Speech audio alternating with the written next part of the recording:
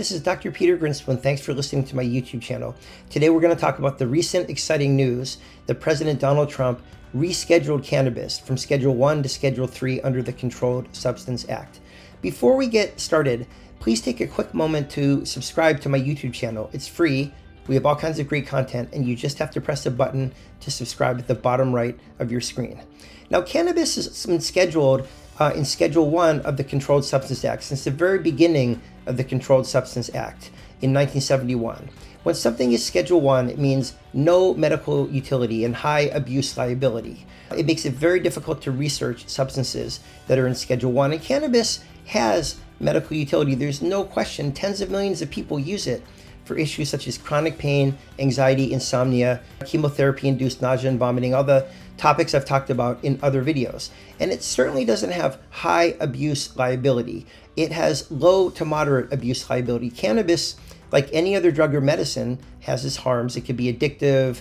People can overconsume it. They could end up in the emergency room. It's not safe for pregnant, for breastfeeding women. This is a whole video for another day, but it has its harms, but it certainly doesn't have high abuse liability. So cannabis never should have been put in Schedule 1 of the Controlled Substance Act. This was just a function of the war on drugs and the fact that they needed to demonize cannabis to run their whole racist war on drugs, which has been a disaster. As I've discussed before, there have been 20 million arrests for nonviolent cannabis possession over the last 50 years, mostly people with black and brown skin. So the war on cannabis has been a net detriment to society, especially because it's relatively harmless compared to other drugs, natural medicine.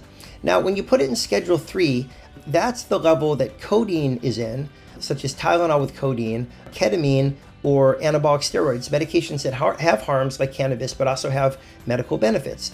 So on one level, it makes sense to put cannabis in Schedule 3. It makes it easier to do research, and it also gives a signal to the tens of millions of medical cannabis patients that yes, cannabis is a medicine. It helps destigmatize it and helps patients use it with less shame and anxiety. On the other hand, it makes no sense for cannabis to be scheduled at all under the Controlled Substance Act. Now, Schedule 3 is much better than Schedule 1, but you look at alcohol, which kills 178,000 people a year, or you look at opiates. No, actually, you look at tobacco, which kills 500,000 people a year.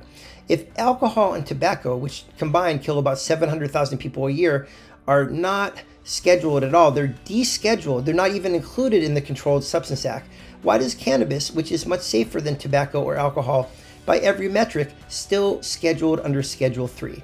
So I'm an advocate for full legalization of cannabis, and we could deal with the harms by careful regulation, careful labeling, educate the population about how to use it safely, and make sure the packaging and the labeling and the growing, make sure the product is safe from pesticides, heavy metals, from fungus. I think we could make a very safe product.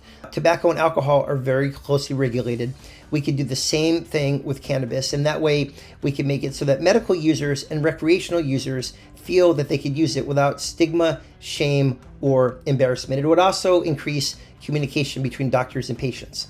So again, very exciting, a step in the right direction that President Trump rescheduled cannabis from Schedule 1 to Schedule 3 in the Controlled Substance Act.